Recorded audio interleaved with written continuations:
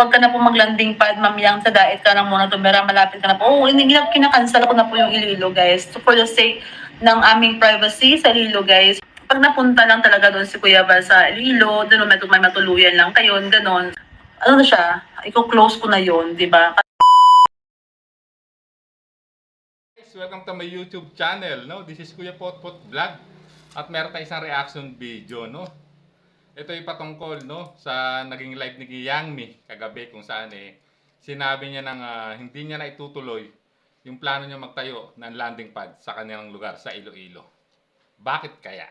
So, bago tayo magsimula ay mag-shoutout po muna tayo. May galap shoutout po sa ama ng Kalingap na si Kuya Val Santos Matubang, Ate Edna Vlogs, Kalingap Rab, 10 ng kanyang mga kasamahan. At siyempre, mega love shoutout po sa lahat po ng sumusuporta sa buong team Kalingap. Isang mapagpalang umaga po, tanghali o gabi mga Kalingap, saan man kayong sulok ng mundo naroroon. Naway lagi po kayong gabayan ng ating poong may kapal. At yan guys, no, ang topic nga natin, itong naging desisyon, no, ni Yang Mi na hindi na ituloy itong binabalak niyang landing pad sa kanilang lugar sa Iloilo, no? At no, bakit kaya, no? Sa tingin ko dahil na-pressure siya sa naging mga kritiko niya or sa mga naging opinion po ng kapwa-reactor namin sa Kalingap, no? At kasi nung una reaction video ko mga Kalingap, no? Tinatanong ko din kung ano ba talaga ang purpose noon, no? Kasi nakakagulat kung bakit niya bigla siya nagdesisyon na i-offer yung kanilang bahay na gawing landing pad at sasagutin niya di umano ang lahat ng bills, tubig, ilaw, no? Paano ang pagkain ang tanong diyan? At sino ang magiging scouter, no, na maa-assign diyan kung sakasakaling yan ay matutuloy, no? Sa ngayon kasi, di ba, hindi pa naman na sinagot siya ni Kuya Val at nag-live si Kuya Val na sinabi niya kung matutuloy maganda nga yun dahil nga libre lahat. Pero napakahirap din po nung magiging ano diyan, no? Sitwasyon diyan kasi no, saan kukuhanin yung mga allowances, no, na mga scouter, ika nga, na ma-assign diyan kung sakasakali, no? Siyempre, kung landing pad dyan, may mga scouter, no? Talagang mag-i-scout siya. At si Yang Mi ay mag-i-scout ba? O no, mag-i-scout ba? Aakit ba ng mga bundok-bundok? No, kung sakasakaling matuloy yan, no? Yang landing pad na yan. Pero dahil nga sa bigla na naman nagdesisyon itong si Yang Mi na wag na ituloy dahil para bang pakiramdam na maraming kumokontra, no, sa kanyang plano, no. Sa totoo lang, napakaganda ng kanyang layunin, ika nga, no. Kung ilalatag niya ang totoong programa, no, at layunin, no, kung bakit niya itatayo yung landing pad na yan, no. At napapaisip din kasi ako, guys, no, yung iba ring nagreaksyon kung bakit bigla niya sinabing libre, no, kung sakasakali matuloy. Pero bigla dahil sa mga kritiko, no, bigla siya nagdesisyon na wag na lang ituloy yung binabalak niyang landing pad, no, guys. Pero guys, meron tayong nakuha, no, na isang video clip na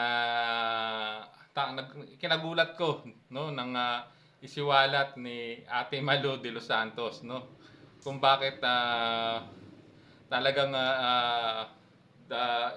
gustong magtayo ni Yang Mi ng landing pad, no, at kung bakit na naging bakit nasabi ni Yang Mi yung libre lahat, no, yung mga gastusin, no, yung yung mga tubig, ilaw, yung bills, ika nga.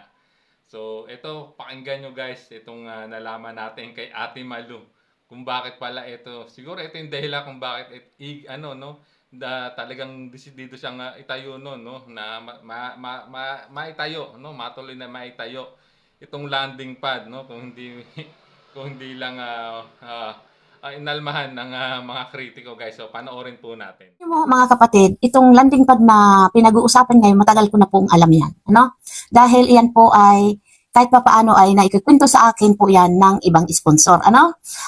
Alam niyo po mga kapatid, ito ay, ako dito wala akong papanigan, mga kapatid.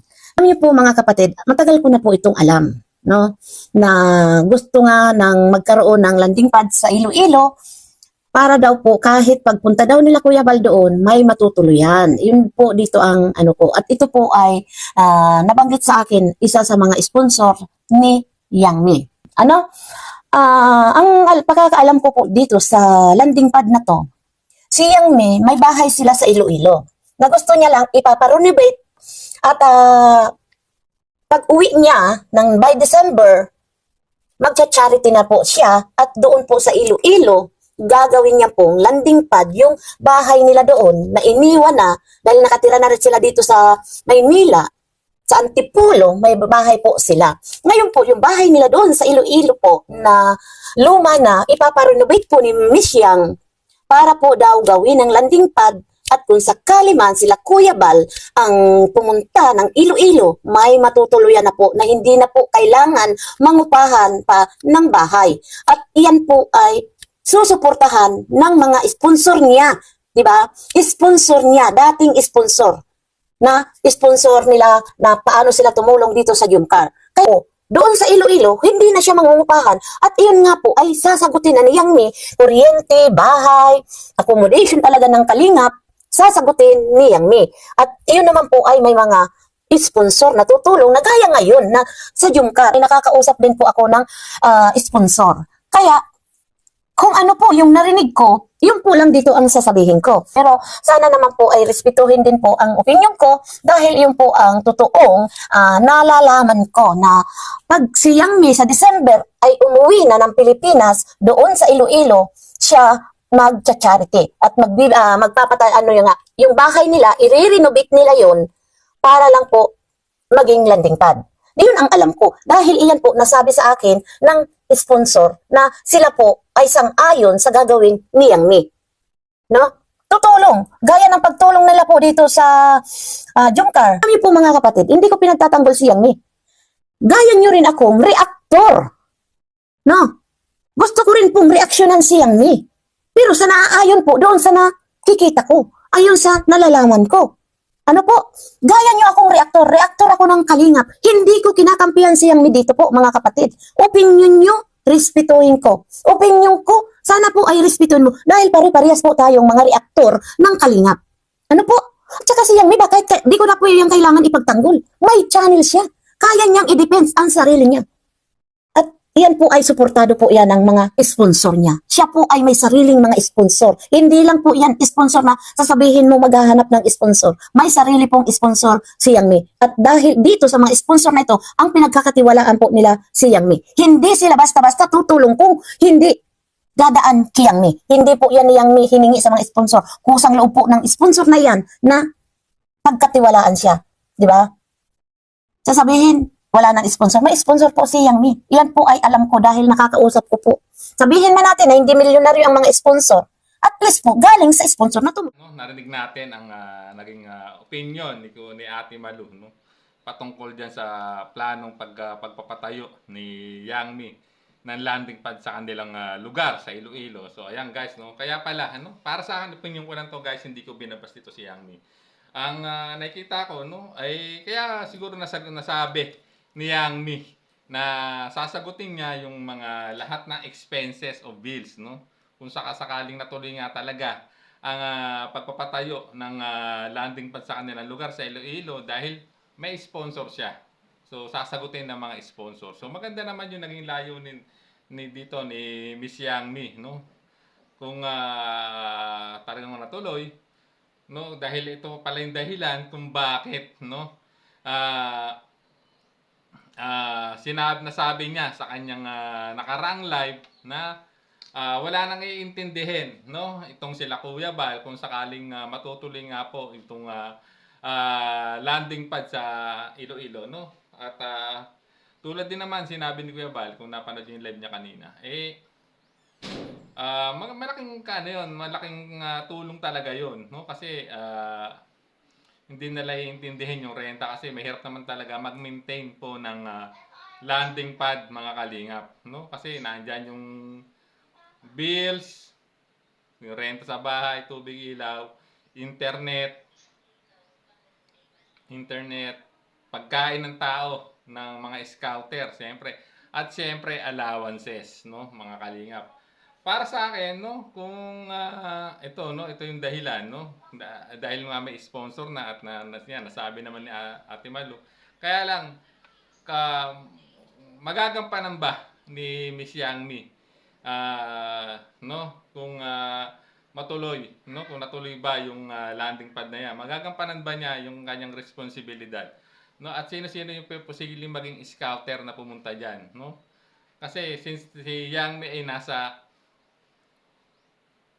Singapore pa, nasa ibang bansa, no, kung gagawin na yan, sino yung magme-maintain diyan, no, kung ipare-renovate pa pala yung bahay, no, para maging landing pad ng kalingap, sino yung mag-maintain, sino yung tututok, kasi wala naman si Yang Mi. Nasa nagtatanong tayo mga kalingap, no? Dahil napakahirap po talaga mag-maintain ng isang kalingap landing pad, no? At yun nga, no, kasi nalaman din natin na may bahay pala sa Maynila, no, or sa Antipolo itong si Yang Mi. So hindi na sila doon pala talaga naka-stay sa Iloilo. So ang tanong kasi diyan, no, ay yun nga po, no, kung sino yung mag-aano diyan yung mag-maintain diyan, no, sino yung magiging scouter o deputy kung meron man, no, kasi nasa December pa pala po uuwi ng Pilipinas si Yang Mi. Paano kung gagawin na niya ngayon? Kung plano na lang gawin na ngayon. So matitenga lang din yung yung landing pad. At ito naman sa nakarang live niya kagabi, sinabi niya hindi na niya itutuloy kasi ang gagawin na lang niya parang pag sakaling mapapunta ng Iloilo sila Kuya Bal ay may matutuluyan, so parang transit house na lang ang mangyayari. Pero para sa akin, kaya nagulat, kaya siguro ito yung dahilan mga kalingap, no, kaya sinasabi niyang libre lahat kasi nga sponsor pala ang sasagot. Pero maraming salamat sa mga generous sponsor ni Yang Mi, no, sa maganda nilang adhikain. Kaya lang siyempre dapat laging bibigay alam, no, sa ama ng kalingap at hintayin natin na magiging desisyon ni Kuya Bal, no. Huwag po natin pangunahan, no, kasi ibang kasi nagko-comment sa aking nakaraang live reaction sinasabi nila na alam na daw ni Kuya Bal, nagdesisyon na daw. So wala pa naman desisyon si Kuya Bal, hindi pa nga nagla-live no. So at ayan nga, nabulilyaso, kinancel na dahil totoo naman yung sinabi niya sa unang live niya. Maraming magtataas kilay, no, kung bakit bigla siya nagdesisyon. Kasi sa kabila sa dami ng isyong kinasangkutan ni Yami, ba't bigla siya nagdesisyon na magtatayo siya ng landing pad? Medyo confusing mga kalingap. So nagtatanong lang tayo, hindi naman natin binabas ito si Yang Mi. Hanga naman ako sa naging sa hadikain niya. Kaya lang hindi lang naging malinaw yung pagpapaliwanag po, no, ni Miss Yang Mi, no, sa plano niyang magkaroon ng landing pad sa Iloilo, guys. So ayan, hanggang dito na lang ating reaction video. Maraming salamat po. Hanggang sa muli po nating reaction. There's a vlogger named Kuya Papa, spreading good vibes, giving all he's got. With the camera in his hand, he hits the road, capture moments, sharing stories untold. Kuya Papa, he's the one we adore, bringing smiles, he's got so much more. In this crazy world, he is a ray of light.